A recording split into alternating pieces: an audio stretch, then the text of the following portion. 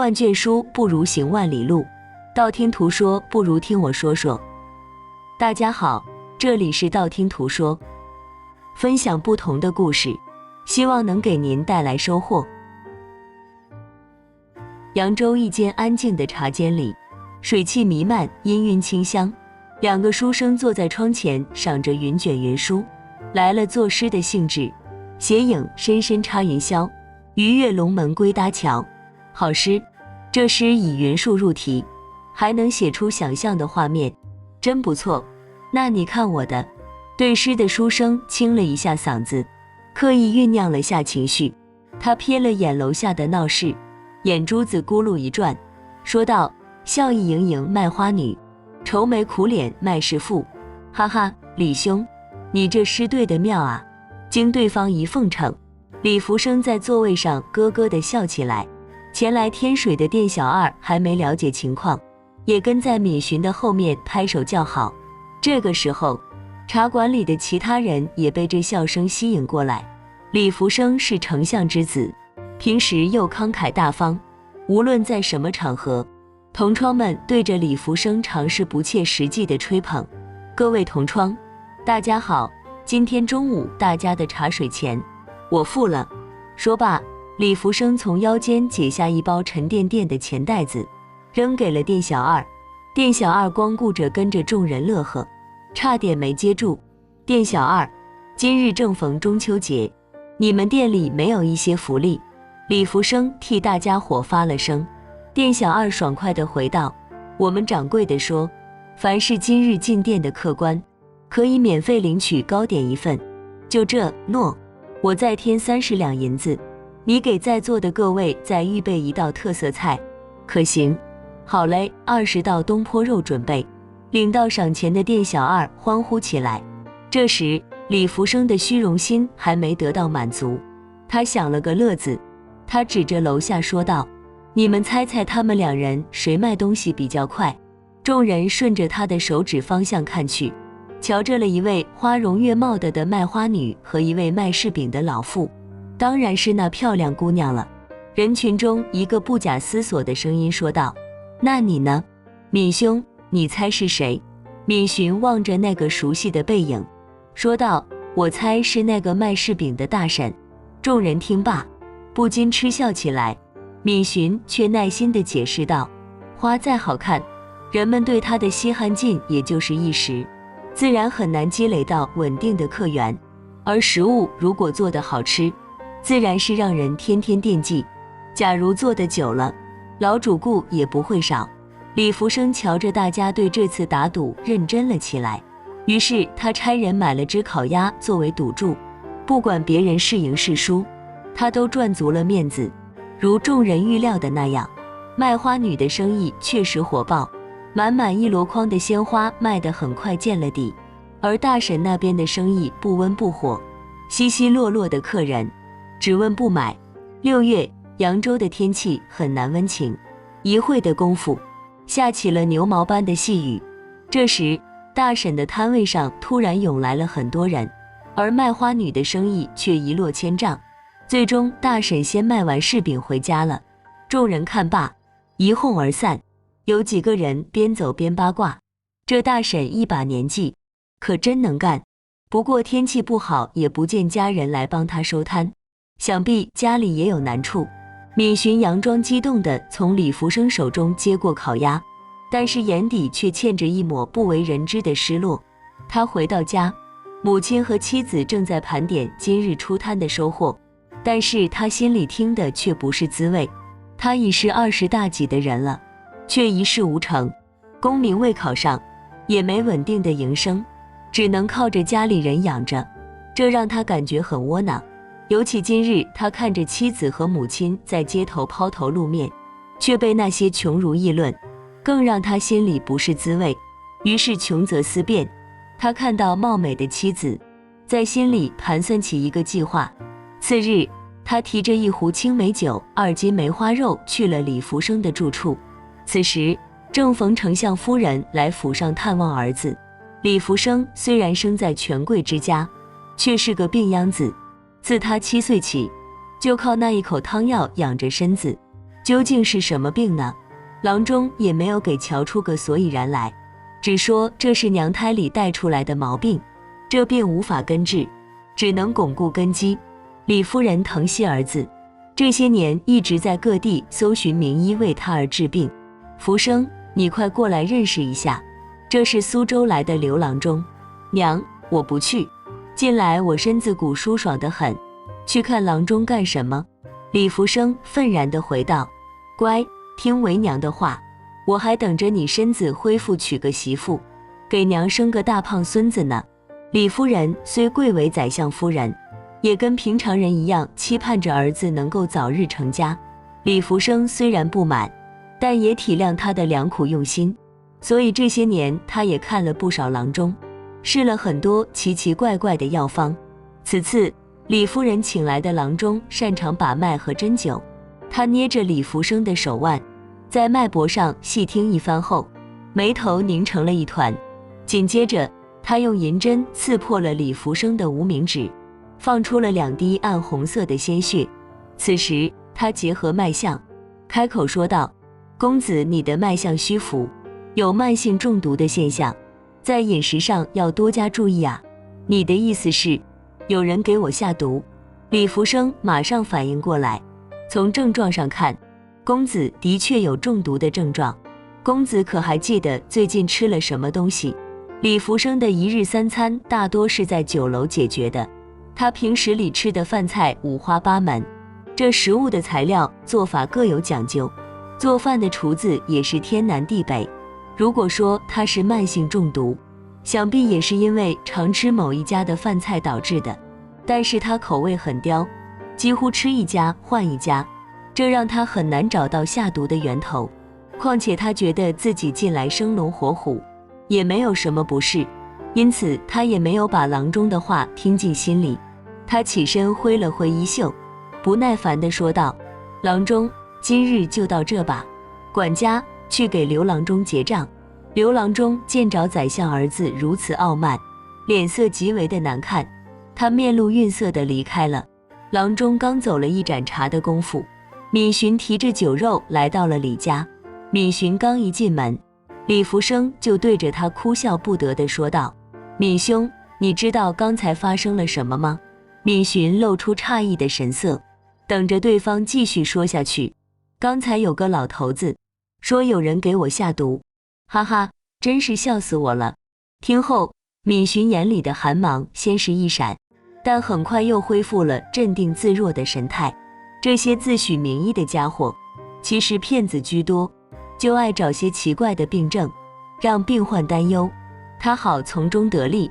你说的太对了，所以以后我也不会再请这些庸医到家里来了。李福生看到闵寻提了好酒好菜来，肚子里的馋虫全被勾起来了。他命下人支开桌子，再去后厨端来几个小菜，他要与闵寻痛快地喝一场。酒过3巡，李福生喝得脸色潮红，他嘴角一勾，想起了一桩美事，他附在闵寻耳边说道：翠玉楼又来了几个貌美的姑娘，兄弟何不和我一起去享用下？闵寻拍了拍他的肩膀回道：李兄，你也不小了，与其在外沾花惹草消解寂寞，不如娶个美娇妻回家，夜夜笙歌来得痛快。闵寻见对方听进了话，又补充道：何况你是丞相之子，身份尊贵，想嫁给你的姑娘多的是，总去这些风流场所，岂不是在自降身份吗？可是眼下哪有貌美的姑娘愿意嫁给我啊？闵兄心中可有推荐的人选？闵寻故意话赶话，让李福生主动起来，然后他再给出建议。李兄，你还记得前日遇见的那个卖花女吗？其实她是我的表妹，她现在尚在闺阁中，还未有婚配呢。经好兄弟这么一提醒，李福生也想起了那天在闹市看到的卖花女，他心里自是对那姑娘有所惦记，竟不禁地痴痴地笑起来。那就有劳闵兄从中撮合了，若是这桩婚事成了，咱们也算是亲上加亲。闵寻回道：既然李兄这样笃定，我就替你向我表妹提亲了。不过你可得跟你爹娘打好招呼啊。李夫人听闻儿子有了娶亲的打算，简直喜出望外。她倒也不嫌弃卖花女的出身，但是她心里还是在意一些面子的。她同意儿子向卖花女提亲，但只能入妾室，不能当正妻。闵寻听闻李夫人同意了这门婚事，他激动得全身颤抖。若是接下来再劝服妻子嫁到丞相府，那么他的计划就成功一半了。卖花女也就是闵寻的妻子周仪，她听闻丈夫要让她改嫁他人，她又气又伤心。她自小无父无母，是婆婆收留了她。虽然她是闵家的童养媳，但是婆婆待她却比亲闺女还亲。她听到丈夫这个丧心病狂的想法，便要跑到婆婆跟前告状。此时闵寻脸唰的一下拉了下来，他面露凶光，一把拽住周仪的头发，把她摁到地上，狞笑道：让你嫁到丞相府去过好日子，你怎么就不愿意呢？嫁给我吃苦受累，还要受街上的泼皮欺负，有什么好？若你飞上了枝头，也能让咱家过上好日子，你也算是报答了我们家的养育之恩。周仪倒也是个烈性女子，她趁着丈夫喃喃自语的空隙，抓过他的手臂，往上狠狠咬了一口。闵寻痛得龇牙咧嘴，却也不敢发出动静。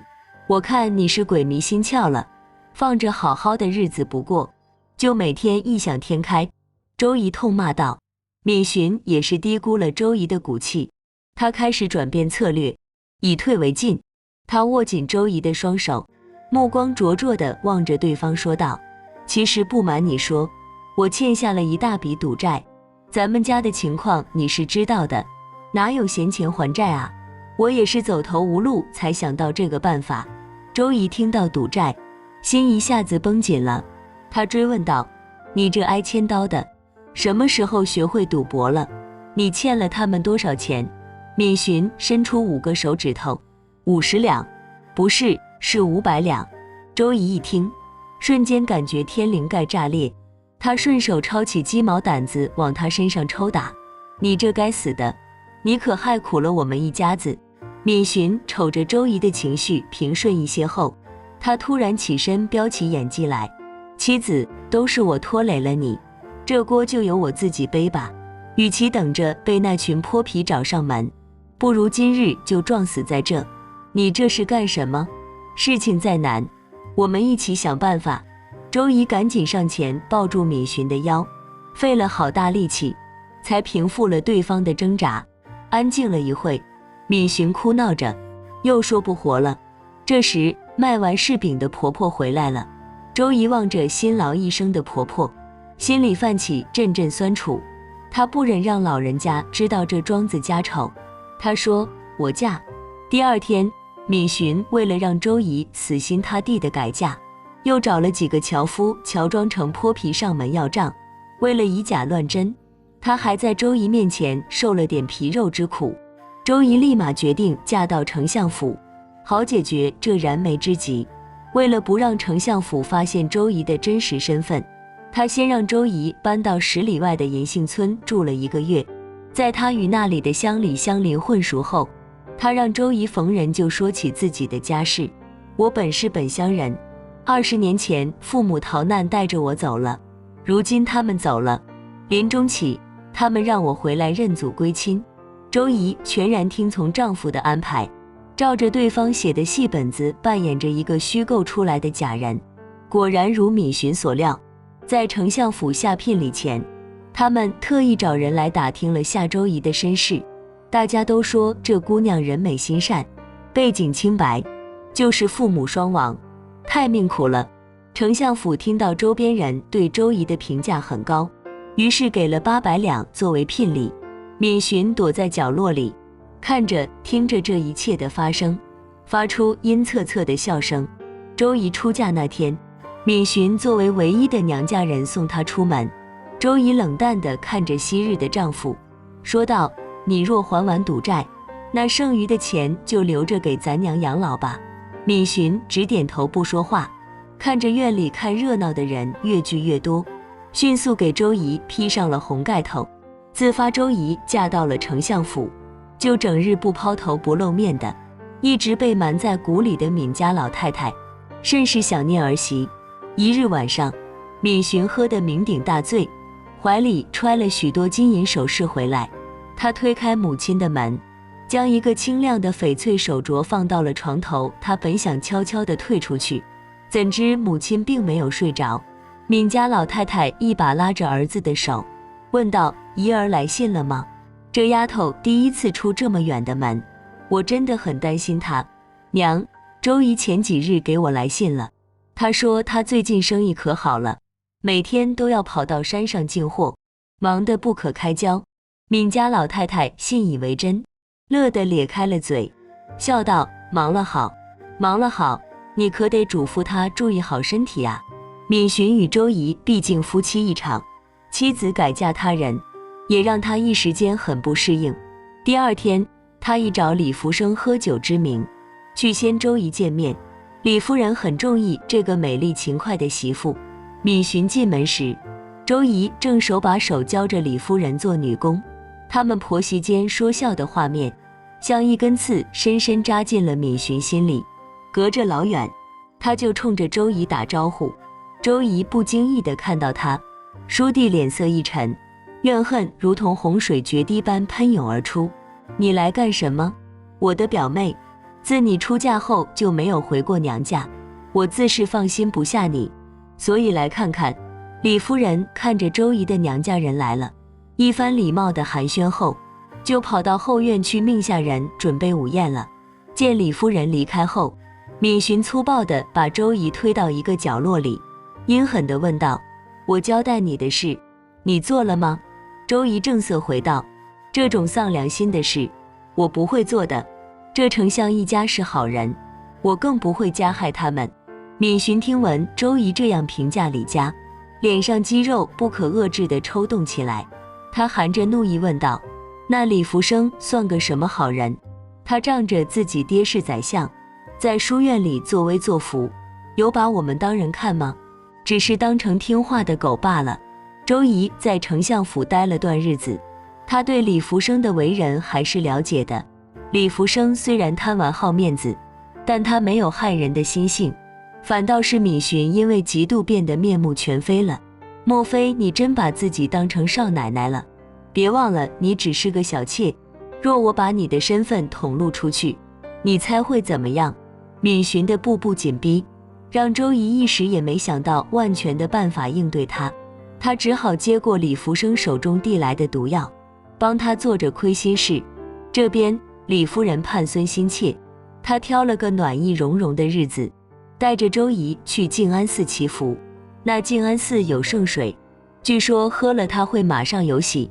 周姨在赶往静安寺前，盘算着路线，在穿过人声鼎沸的街市，周姨特意给马车的窗户留了点缝隙，那样她能悄悄看上婆婆闵氏两眼。丞相夫人出行甚为低调，除了请了4个抬轿的苦力外，一个随身丫鬟也没跟来。她给自己打扮得朴素无华，却把周姨装扮得华贵动人。只见周姨竖着9股牛蟒辫，穿着一身牡丹色的广袖长裙上轿，垂眉颔首之时，双髻之间的珠玉纷纷颤动。在丞相府前看到这一幕的老百姓，纷纷称赞宰相夫人蕙质兰心，心地善良，给儿子讨了个民间的媳妇，不仅不嫌弃，反倒当个宝贝疙瘩疼爱着，真是好婆婆。在周姨的轿子经过闵家老太的摊位时，赶巧老太太的生意也不忙。老太太凝望着路边的动静，她的眼神与闵家老太的眼神刚好交汇在一起。虽然周姨极尽克制，但是泪水还是迅速充盈了她的眼眶，怎能不想念呢？她自小也是被闵家老太拉扯长大的，只见了一眼，周姨就忙把帘子放下来了。闵家老太对轿上这位一晃而过的贵妇人，也是莫名感到熟悉。她抽出微胖的身子，从摊位上吃力地挪出来。在她想要跟轿子上的人搭上几句话时，对方已经离开很远。她对着一旁的小贩说笑道：你刚才看清那位轿上的姑娘了吗？他与我家伊儿长得好像啊。小贩拍个拍闵老太的肩膀说道，您老可能眼花了，您那媳妇还在外乡做生意呢。想到儿媳妇孤身在外，闵老太心里一阵酸楚，对周姨的思念更深了几分。在庙观里，闵寻装扮成一个卖香的小道士，他趁着李夫人在佛前虔诚的跪拜时，他将周姨拉到了一边，然后直盯着对方说道，那包药快用完了吧？怎么我瞧着那家伙身子骨还好着呢？这次我换了包药效猛的，你给我听话照做，不然我饶不了你。李夫人上香后，一时找不到儿媳妇的身影，便独自回轿上等着了。待周姨回来时，她瞧着对方神色恍惚，眼角还有泪痕，便关心地问道，周姨，你怎么了？周姨此时突然干呕起来，紧接着晕厥了过去。周姨醒后，已然在自己的房间里，李夫人和李福生坐在床边，眉眼含笑地望着她，我的乖儿媳，恭喜你有喜了。李夫人抿着嘴笑道，李福生是个藏不住事的人，他的满腔喜悦都化作香吻印在了周姨脸上。夫人，我要当爹了，你要当娘了，这真是咱们李家的大喜事啊。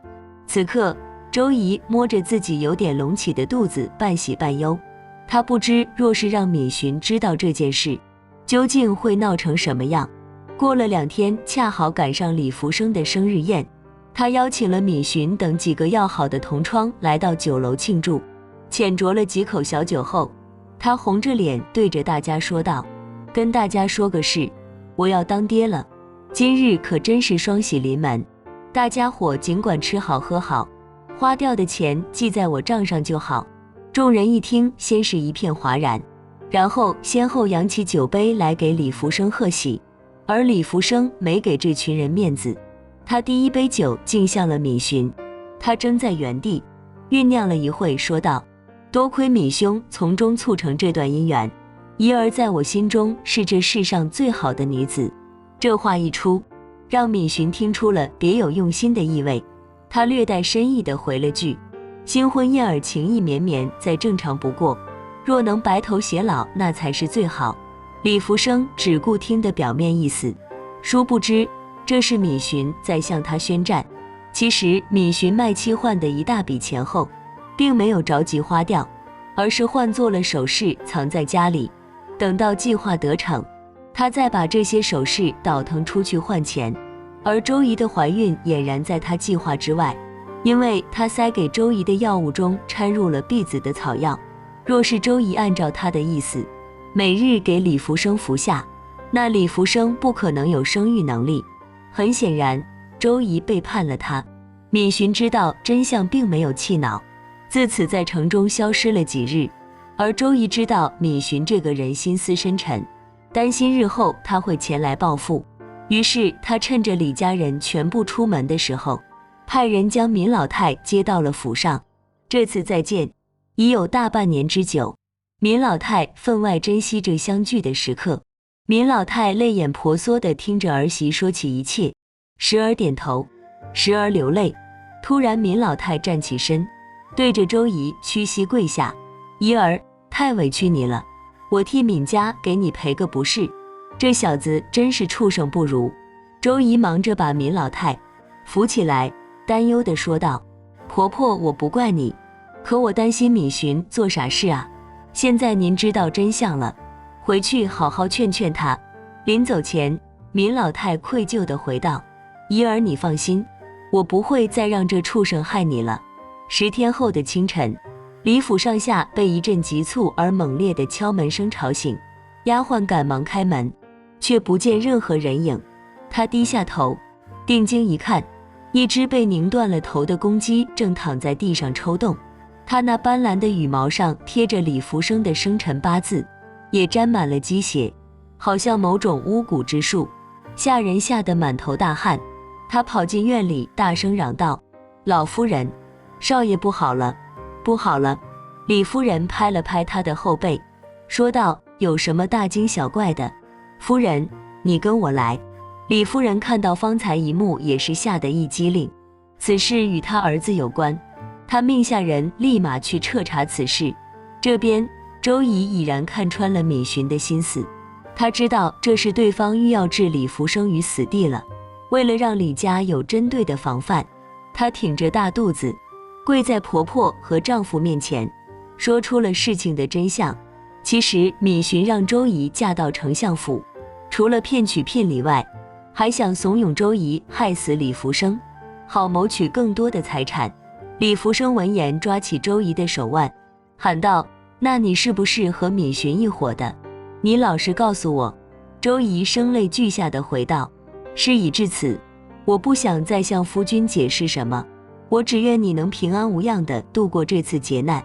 说着，他将一张字条递给了李福生，上面写着闵家的住址。李福生还未伸手去接，一道妖异的红光突然跳到他身上，继而晕了过去。这边闵老太得知儿子的阴谋后，便四处搜寻儿子的下落。